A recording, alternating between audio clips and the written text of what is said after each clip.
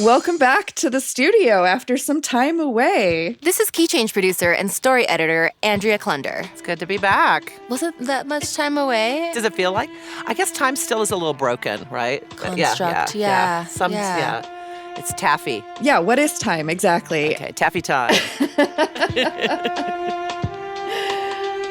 Time is, we're on season 5 of Key Change. That's unbelievable. I mean, season 1 feels like, again, taffy time. Feels like so long ago. And like, I remember just being here and just doing it. And of course, all the laughs and tears. There was a lot of laughs, mostly. Mostly laughs? There's a lot of laughs, for sure. Which episodes did you listen to? I'm kidding. I wasn't there.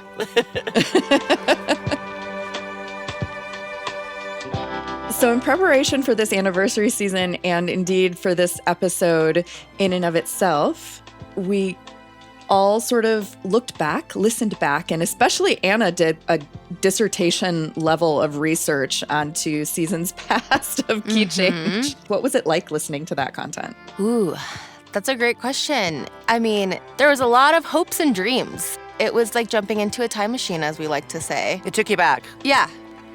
And wait, for some of those episodes, you weren't yet with the Santa Fe Opera. No, not at all. That was a discovery process as well. Yep. I joined right before Sweet Potato premiered. So I kind of just jumped in right before the production. And for any new listeners that we may have who are starting fresh in season 5, what is Sweet Potato? Sweet Potato Kicks the Sun is the first commission of opera for all voices. So, Andrea, if you were to tell someone new, how often do you tell new people about Opera for All Voices these days? Surprisingly more than I ever would have anticipated. So how do you describe Opera for All Voices to somebody brand new? I pretty much go back to the all voices part of it, that the intent was to create work that was more representative of the world around us in terms of what voices were involved in creating the work, who was presenting the work, and what stories were being told, whose stories were being told. Our stories. Yeah, stories of our time. And thereby who came to see the work, who was in the audience. So I'm really grateful that we landed upon that name because it's been so fruitful. That's why we have Key Change, because I had this notion again that we should hear the voices of the people involved in the development of the piece as an immediate process evaluation, to know what we were doing and how we knew what we were doing, and having this ability to check back. Process evaluation sounds so academic of you. Know your audience. And speaking of audience, if you're a longtime Key Change listener, you already know a lot of what's happening here. But if this is your first time pressing play on our podcast, first of all, welcome and thank you. And second, let's catch you up. Opera for All Voices began in 2015 as a collaborative initiative between the Santa Fe Opera's Community Engagement Department, led by Andrea Fellows-Feinberg, and 6 other opera companies across the United States. The idea was to commission, produce, and launch into the world new operas from diverse voices that could be produced in a wide variety of settings and locations with all sizes of budgets. Then we launched Key Change with my, at that time, co-host, Brandon Neal, in order to have a real-time process evaluation. There's that term again. Process evaluation for what we were doing with Opera for All Voices, because we thought, all voices, we should have a podcast. And here we are, 5 years and 5 seasons later. We thought it might be interesting and useful to take this milestone moment to evaluate our evaluation in the hopes that it might leave some breadcrumbs for future leaders in the world of opera. What have we done? What has worked? What didn't? And why? How did we make it through these past few years? And so what? What difference has it made, if any? And what can we learn from all of this? In what sometimes feels like an increasingly perilous landscape of aging audiences, funding shortages, budget cuts, political polarization, what and how can opera be? And how can it be part of the solution?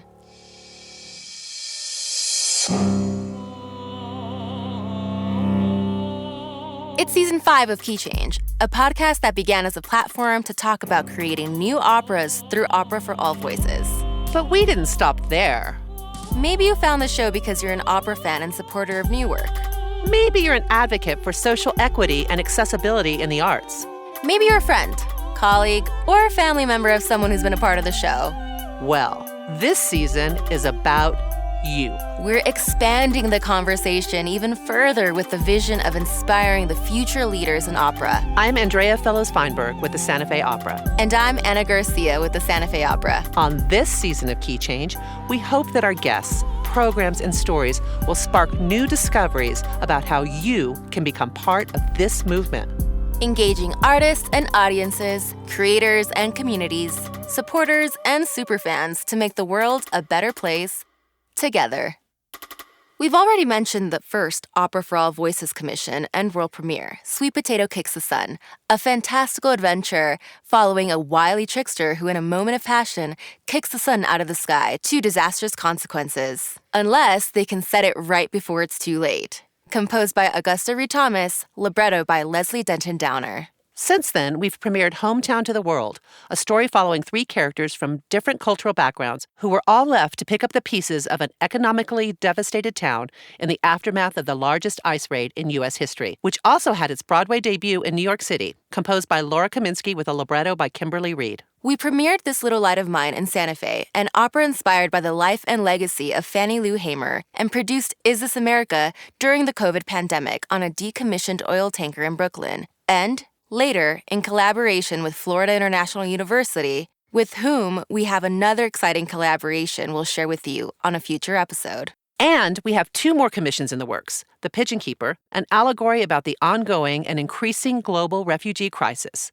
This poetic tale is written by Stephanie Fleischman and composed by David Hanlon. And Interplanetary Opera, working title, which takes place in a possible future asking the question about what happens when an indigenous population encounters life where they didn't anticipate it. And we won 2 Signal Awards for Best Music Podcast and Best Diversity, Equity, and Inclusion episode. We don't say all this to brag. Well, maybe a little. But to give an idea of the breadth and scope of where Opera for All Voices has been so far. And now, we'd love to invite you aboard the Key Change Time Machine for a little retrospective. Our producer, Andrea, has pulled a handful of clips from our first 4 seasons that serve as lily pads as we hop through the Key Change timeline. You'll hear a short clip from the episode, followed by our reactions to it in the context of this moment. And for you, dear listener, this is a bit of a treasure hunt. If you've heard these episodes before, hear with fresh ears how these conversations land for you now. If you're discovering these episodes for the first time, see what sparks your curiosity so you can go back and explore the rest of those episodes in our podcast feed. We've linked the full episodes for you in the show notes, in the episode description in your listening app. You can also find all of our past episodes at santafeopera.org/keychange. Should we listen to some clips to see what memories we can stir up? Oh, please, yes. Yes, thank you. So our first clip that we're going to hear is from season 1, episode 2. And I believe the name of the episode is What's in a Name? So I know it's been a while, but remember every single consortium call, every meeting, there was that last item on the agenda. The naming. The naming. There it was, waiting for us. Torture. Every single meeting. It's painful. Because naming matters. It matters so much, and it's the hardest thing to do. It turns out it's harder than I anticipated. I love naming things. I'm not looking forward to having children. Brandon. Well, back to my conversation with Jamie and Ben.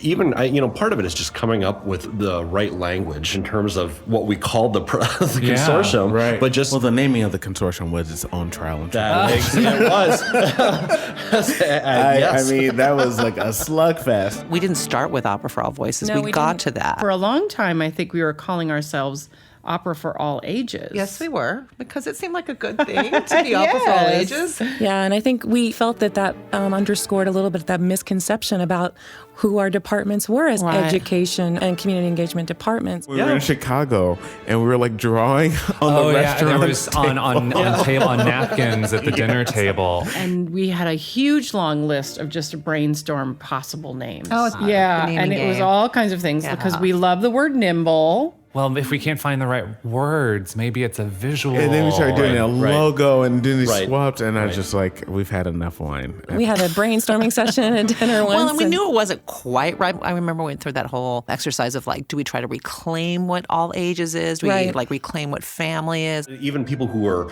closely involved and dedicated to this work, we were still trying to figure out something that was just not already out there. It's symbolic of the learning curve of all this, and yes, frustrating because it's a name. We're almost like one of those tech companies. It's trying to explain, what exactly do you do? Right.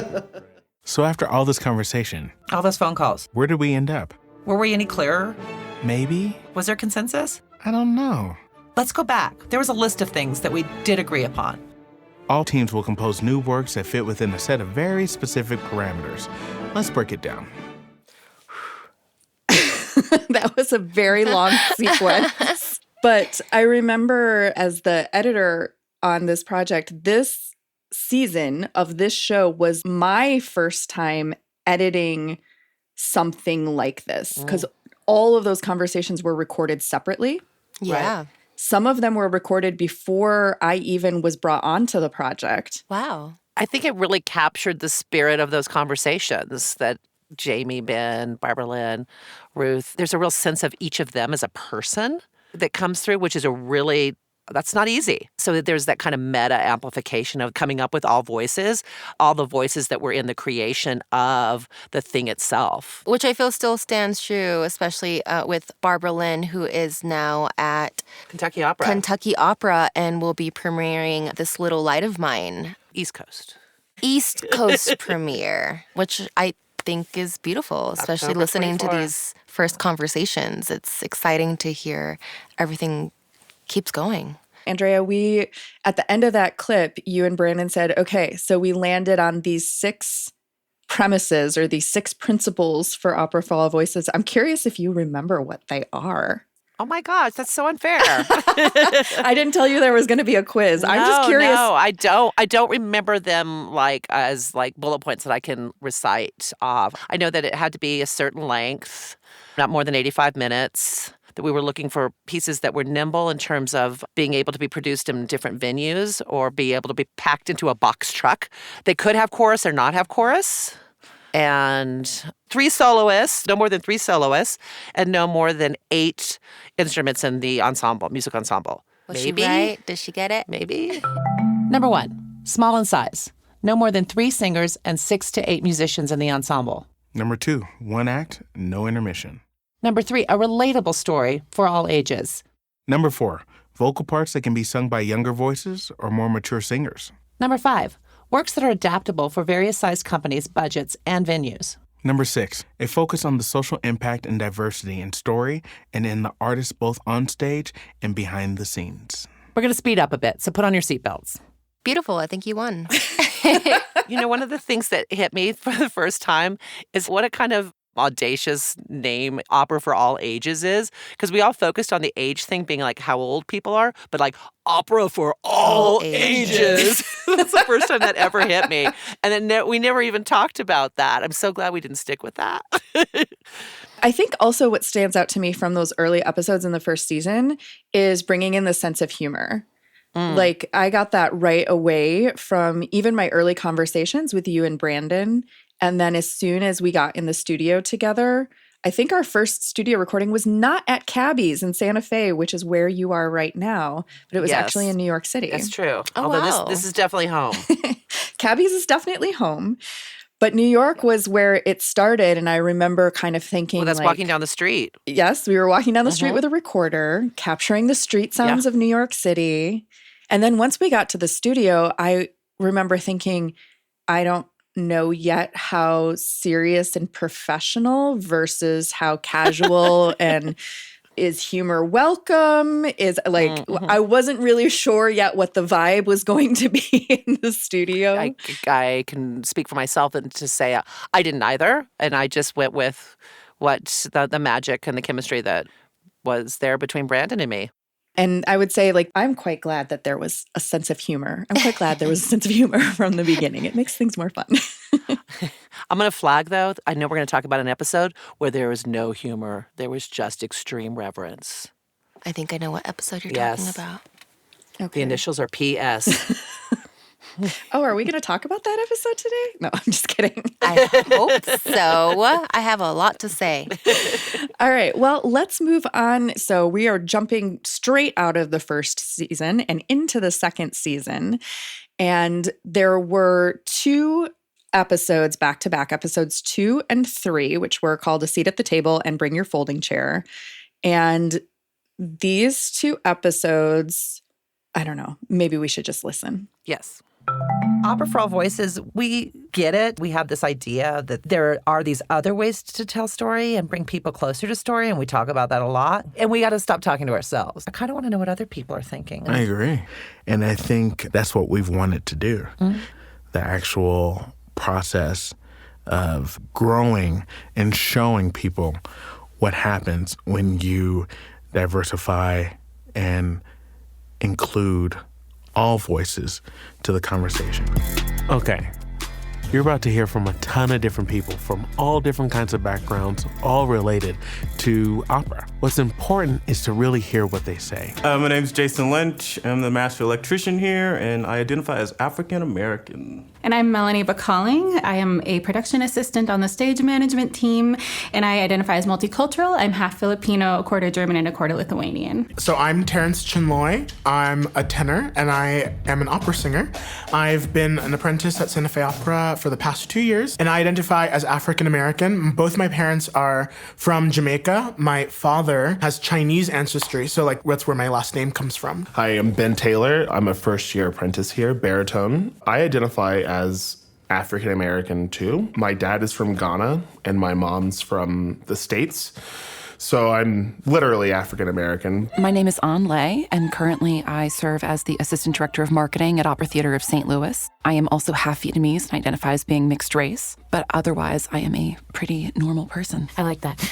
I am Madeline Mentor. I am the Artistic Coordinator for Opera Theater of St. Louis, and I identify as white/Caucasian. I'm Cayenne Harris. I am biracial. I am African American and European American. So my name is June Kim. My title is Executive Office Associate at the Santa Fe Opera. I identify mostly as a Korean American. My name is Monique Gaffney. I am a freelance wig and makeup artist. I am African American and I am also Hawaiian, and then amongst other things, I'm a mutt. We'll just say that, I'm a mutt. My name is Mike Ortiz. I'm the Associate Technical Director here at Santa Fe Opera, and I identify as Hispanic. My family has lived in New Mexico for hundreds and hundreds of years. You know, I actually knew about the Santa Fe Opera from a young age, and, you know, it was the place that the rich white people that lived on the east side came to, and that wasn't for us. So opera was an interesting thing for me to get into. So many voices. This is where I really came to understand what intersectionality is. And also, I mean, what a virtuosic undertaking for Brandon to be able to bring all those voices into a really, and I don't want to say intense, but an environment where people were talking about things that were very real for them, and they hadn't necessarily ever been able to talk about them before. I mean, that comes up throughout those conversations. I didn't know who to talk to. And I remember those recording sessions, there was a lot of emotion that came up in those conversations. Mm-hmm. As we said earlier, there was a lot of laughter and a lot of tears.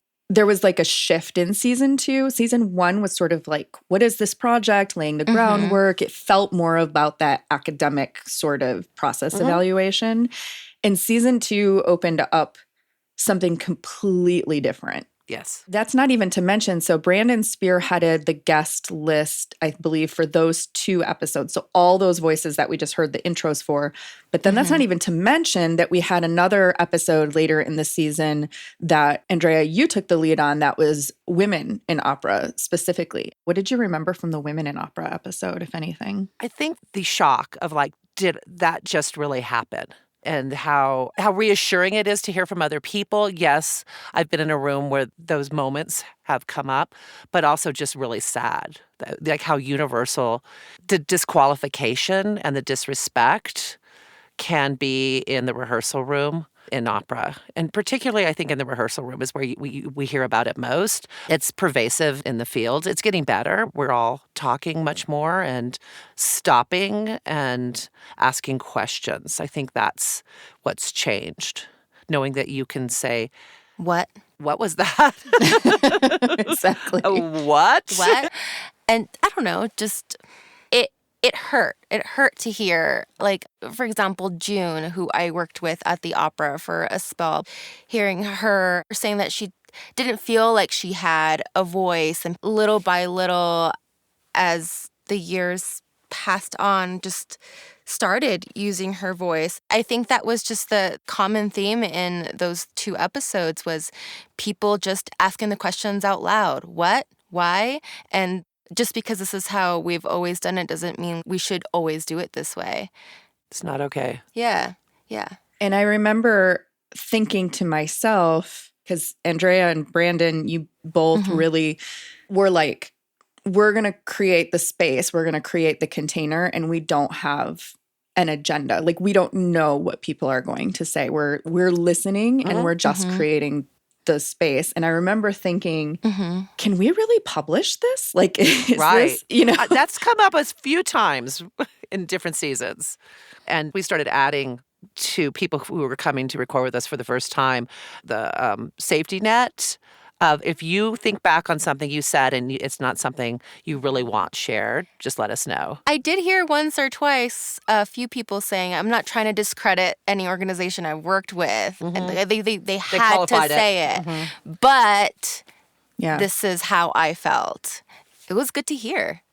We do have one more clip from season 2, which is the PS episode that you referred to. And I think it's a good follow-up to what we were just talking about. So let's hear clip number 3.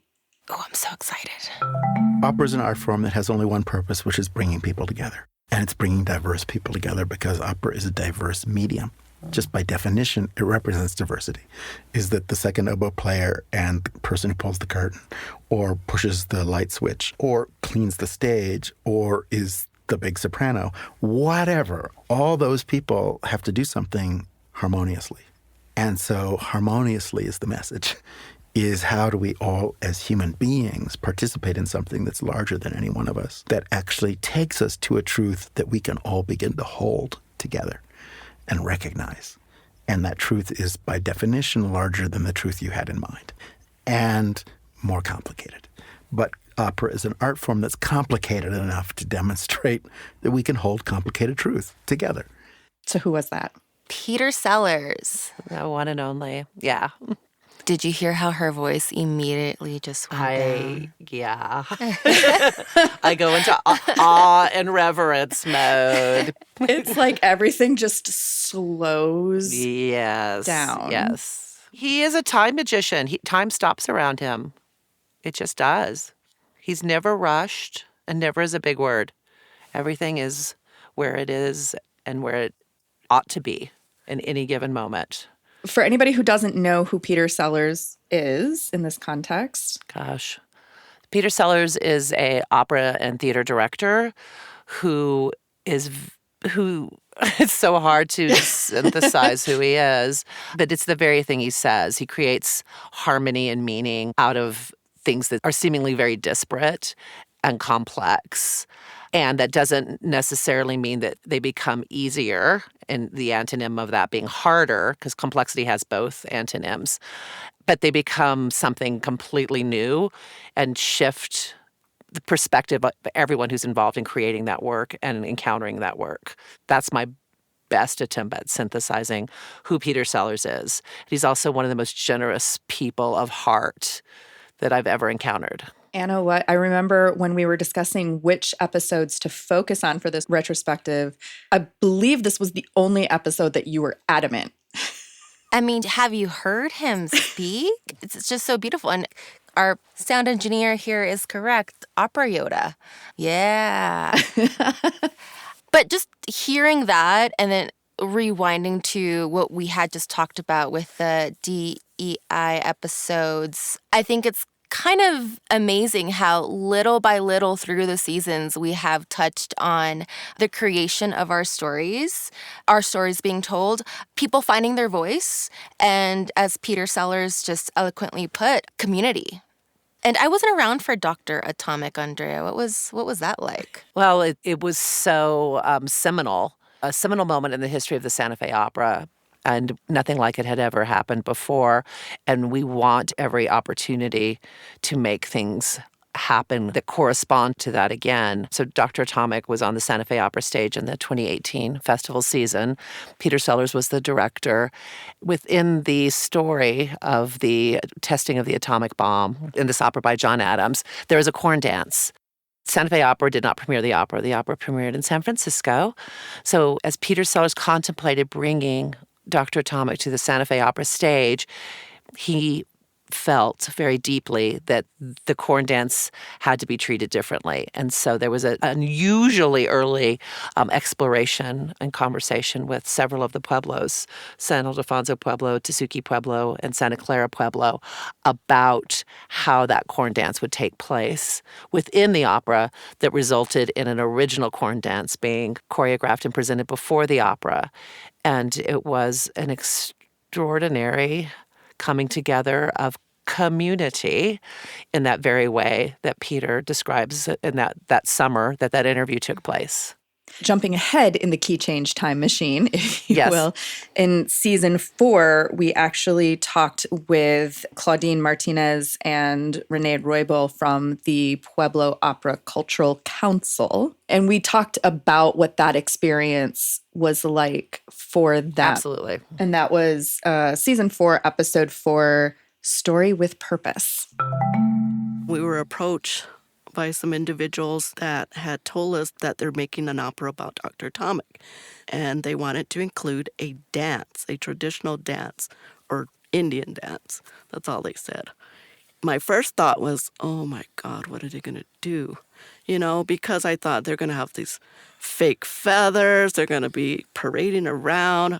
I was just thinking, oh my God, they're going to just ruin it, or what's going to happen, This goes out against everything. I don't know. It was just something out of the blue, like, what can two worlds come together and do a dance? And can we really be involved in an opera with our type of dance? So we were meeting with Peter. We were talking about this for like 2 years. And, next thing you know, it's a year, like, oh my gosh, Dr. Atomic's going to happen. And then we finally really got down to the gritty. I think we're going to go ahead and agree to do this dance. It was a month and a half of whirlwind shows. And to go back to the past, when we were kids growing up, going to the opera, always rained. It always rained. But that year for Dr. Atomic, it poured. It was lightning. It was drenching. So everybody was like totally amazed at what was going on. And it fit the whole opera, the whole scene, and the dances. And it was just a real sign, a nice experience that everything went good. All right, let's move to season 3, jumping forward in the key change time machine. We are going to be called upon in ways moving forward in this country, not just politically, but just psychically, to help bring people together. It's like taking the audience out of, I guess, whatever their status quo is of the day. That to me is just such a huge, important part of our job as artists, helping people imagine a different way. An artist's job is to reflect the times.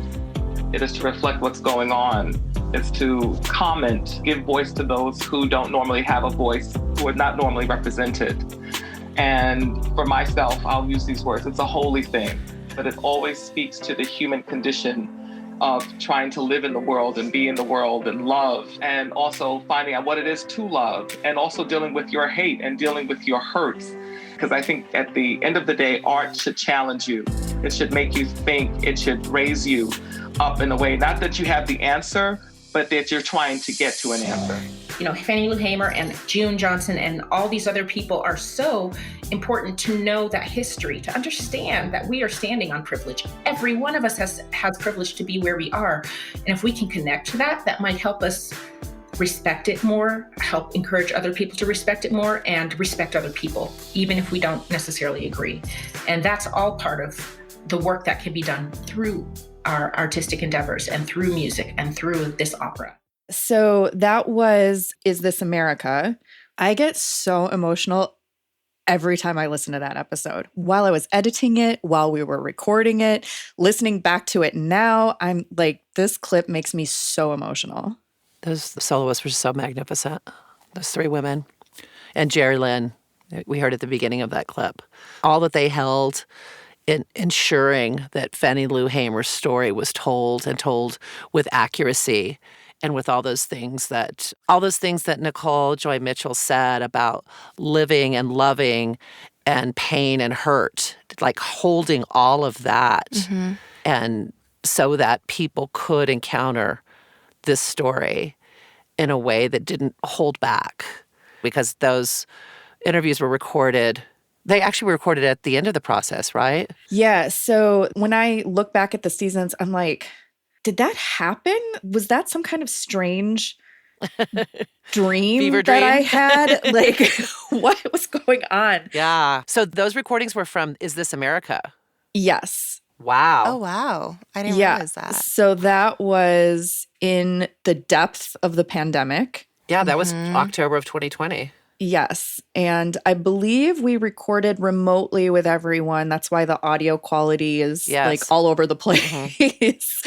We recorded remotely with everyone right after the premiere of Is This America on the Mary A. Whalen. Okay. So that all that fear and pain and hurt also, this is still very raw and fresh with George Floyd and Black Lives Matter. Correct. As well. So there's that context. And who we heard from in that clip was Jerry Lynn Johnson, who was the music director and conductor. Also, Brianna Hunter, Nicole Joy Mitchell, who played Fannie Lou Hamer, both in Is This America and in the This Little Light of Mine premiere. Correct. And Heather Hill, who was also in both. Yeah. So that was coming out of, I think for all of them, or at least for most of them, their first performance. Yeah. It was one of the first performances in the country. Yeah. Coming out of the pandemic, but we were nowhere near out of it. No, that was October 2020 was still pre-vaccination and everything. I think they were performing with masks on. They did perform with masks. And I think they were new masks so they can sing. And yeah, it was an experimental. Yeah. Experimental. Brooke Stanton made the mask, who ended up being the costume designer. And the rehearsal process was almost exclusively through Zoom. Yeah. Correct. Mm-hmm. Until like the day of or the day before. That's right. I mean, it seems like, think 20 years in the future. How do you even explain that to somebody? I know. We can have a hard time explaining to ourselves 3 years in the future. Right. This is how we did this, remember? So many challenges, from workshopping to the premiere, putting this on stage. And I think it was, and we're going to rewind again because that's what I like to do, back to the Peter Sellers episode. I think he said, if the story you're telling doesn't bring its own challenges, is it a story worth being told? Yeah. Next clip, we're going to leave Fannie Lou Hamer for a moment and visit Hometown to the World. I feel like this opera can reach more people. It really can, and it should. Not everyone's going to know about this opera, so it's just like we all just need to start showing up. Yeah. Just because, like, I don't think 12 kids and 3 kind of famous actors aren't gonna get a ton of messages across. Like, of course we helped a little bit, but I think it's at the ending where Linda Morales says the Linda Larsons of the world, and obviously no one's gonna know who Linda Larson is, but like I think just like more people in power need to like start spreading these issues, like about how it's wrong to like just hate people for being them. For doing the work that you don't want to do. Yeah. Carne Barata is about that. Carne Barata. That part of the opera gets me too. It gave me hope. So then that should give like everyone like it's like a domino effect. Yeah, it should be like the domino effect. That's all I was saying, like that like the whole world wasn't there, like everyone has to put in their part. Because everything comes from influence, so if one person sees something they're influenced by, they're going to go out and do something about it, and it's just going to keep happening. So eventually, hopefully we can get to a point where all of us are included. And all of us are equally represented. Mm-hmm. And this is Esteban, Eli, and Francesco from the youth chorus of the world premiere of Hometown to the World. I mean, if we're talking about an episode that definitely brings out the tears in me, it's that episode. I love hearing their perspective of being a part of the project. And the word it brought out in my head was visibility, is what they were talking about. Not everyone's going to see this, but what if they did? Well, and also the domino effect, as they were talking about, even people who don't see the opera, but what if the people who do see the opera, what if it affects them in some way and changes them, that then has a ripple on the people that they encounter and engage with? I immediately knew that I was going to clip this segment because I hear their voices in my head, the part where they say, showing up. That little thing, I hear that in my head in other contexts in my life. Yeah. I can hear them saying that. Even sitting in the room with them, it wasn't as if they'd never had these conversations or they weren't talking about it all the time. But what happened is they became aware of what they were talking about. And, oh, wow, what if? I mean, it was this kind of blossoming that happened in that space and that time that we don't always have the capacity, meaning in terms of time or space or bandwidth, to reflect and say, oh, what does this really mean? That was that moment for the three of them. If we're talking about everything that Opera for All Voices has done from season 1, episode 1 to this episode, I mean, target match. How beautiful is that?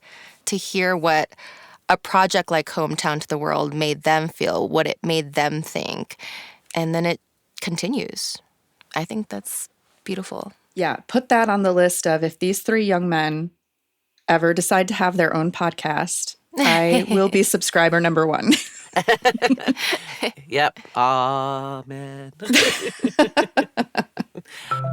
I hope that they will feel a real connection to the issues that the opera is dealing with. I hope that they are willing to be as brave as the performers have been in producing this. I think institutions tend to shy away from doing difficult things or different things because they fear audiences will reject it. Again, we talked about the comfort of audiences tending to be prioritized. And I don't know that the role of art in a performance is primarily for comfort. I think if you want comfort, just buy the recording and comfort yourself with that. But I think our role as artists is not always to comfort people. Our role as artists, and I think especially right now, and we've talked about this before, is to tell hard truths in a beautiful and engaging way. And I think this opera does that.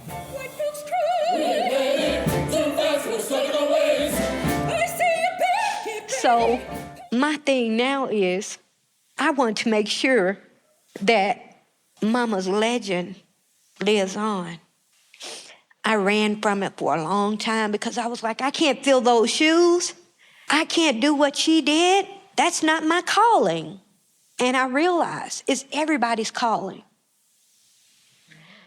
It takes a village to raise a child. Our children are suffering right now. They don't know where to turn. The gangs, they don't know where to turn. They think that being a part of a gang is being part of a family. Think about it. Is it the best thing for you? You can accomplish anything. So just imagine you guys have these abilities to sing.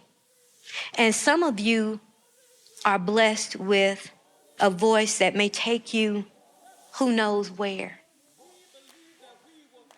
Just keep on believing that you're going to do whatever you choose to do in life.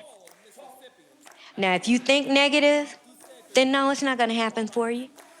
But if you keep thinking positive, it could happen. It will happen. And just know that all things are possible. All things.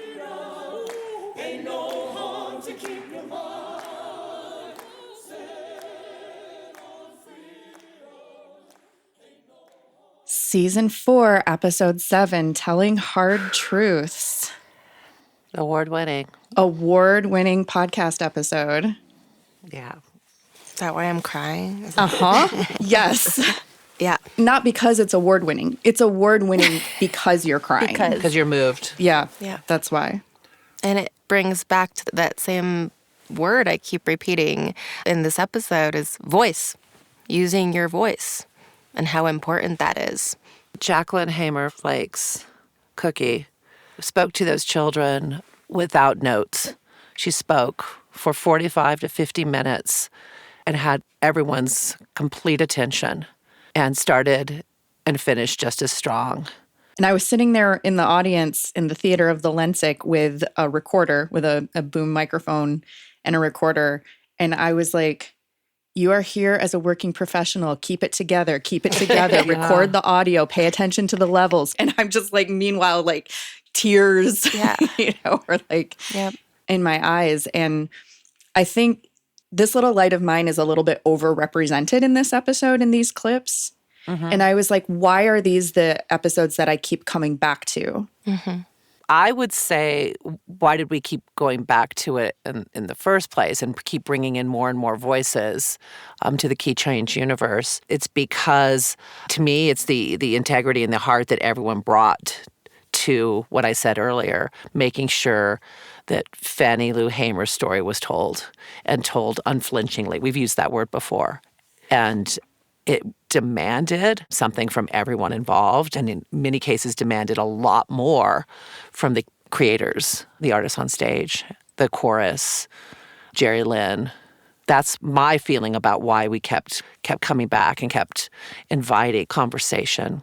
I think it also bridged, it's like a time capsule for Opera for All Voices. Sure. It bridged the pandemic. It bridged George Floyd. It bridged, early conception of Opera for All Voices. Like, it in and of itself is almost a time capsule. All the things we were talking about. That brought us through some very significant milestones. The process of bringing it to stage took a lot out of any person in the room, whether it was just the workshop, whether it was chorus, our artists, the creative team. There was a lot of moments of pause. And our production department. Our production Everyone department. Everyone was so heavily invested in this. Yeah. And listening to this episode, that clip, it just brought me back. And I'm so happy that we were able to tell that story and that we connected with the people that we did. Cabby, last clip. Cabby? This one's a surprise. I'm not telling you what it is. Let's bring on the clip. Will you indulge a clumsy exercise? My favorite. Okay. So we do this a bit in these conversations. We dial them with magic, or we get in a time machine, or we get in a car and we drive in the future. So wow. So we're going to do that. Back to the beginning of our conversation about we're going somewhere, but we don't know where we're going to arrive. Where do you think we're going in 20 years or 30 years with this art form? I have a pretty simple attitude about it. The future is fairly basic, and it's right in front of you. Whatever seeds we're planting now are going to be the future. That's what's going to grow. Whatever you water in those seeds, whatever gets sunlight. So you can see the future very clearly because it's not a surprise. You set those things up, and guess what? That's what's going to happen. So in that sense, it's quite a mixed picture. And you can't say someone else did that. You have to say, no, we planted those seeds, and those are the crops that will appear for the next harvest. And so all of my thoughts about the future are, what are the things we're undertaking today that are actually creating a future? So, based on everything that we've heard today... You're not going to ask his question of us. What things are you undertaking? Set the course in the Key Change time machine for the year 2038, which is 20 years from the launch of Key Change. Okay. 2038. What's the future?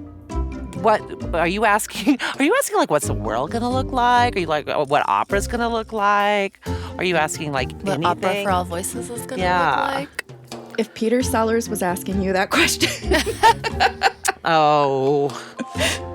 Oof. Pass. Andre.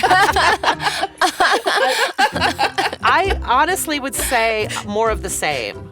I would hope that in this reflection of what Key Change has captured over the past 4 seasons, which was a reflection of what Opera for All Voices became in that pebble in the water ripple thing that I talk about a lot. I think we're already seeing where those resonant rings are hitting the shore.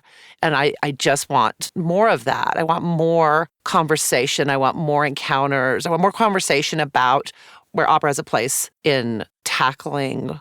I hate those words. I don't like words like tackle because it's like engaging. Yeah, where opera has a role in creating community where there can be an examination and an engagement around something that felt hard and or isolating. I think that's it, is like continuing to bring us out of isolation and into community. That's the thing that hasn't been said yet. Because regardless of what we think did or didn't happen during this arc of time with the pandemic and the social justice awakening and the reckoning around the legacy of a nation built on enslaving other humans, it's one of the things that happens is people are lonelier than ever. And that we feel less isolated and more connected. That's my future. I'm in her future, so I'm going to stick with what she said. Our future. Yeah, our future. Coming soon on Key Change Season 5. We're going to pause because our next few episodes, well, they haven't exactly happened yet. So stay tuned, and in the spring, we'll catch you up.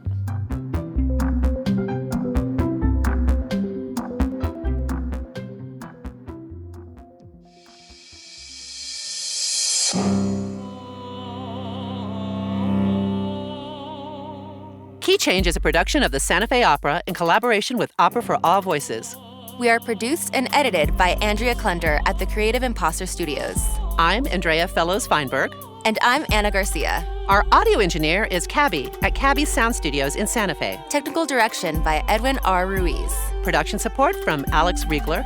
Theme music by Renee Orth. Cover art by Dylan Crouch. Show notes by Lisa Witter. This podcast is made possible due to the generous funding from the Hankins Foundation, the Andrew W. Mellon Foundation, and an Opera America Innovation Grant supported by the Anne and Gordon Getty Foundation. To learn more, visit us at santafeopera.org/keychange. You know Anna. You know Anna. You know her. She's awesome. Can I just say Anna? You know Anna. Hey, Anna. You know Anna. So, Anna. Sorry, I gotta focus. I can do this. Again, start. Yeah. Okay. You know Anna. We're doing good. So, Anna, one of the things I love about opera is its ability to stretch the boundaries of time and space. Ah, this is why you invented the Key Change time machine. That's why I invented it. Can I have created it?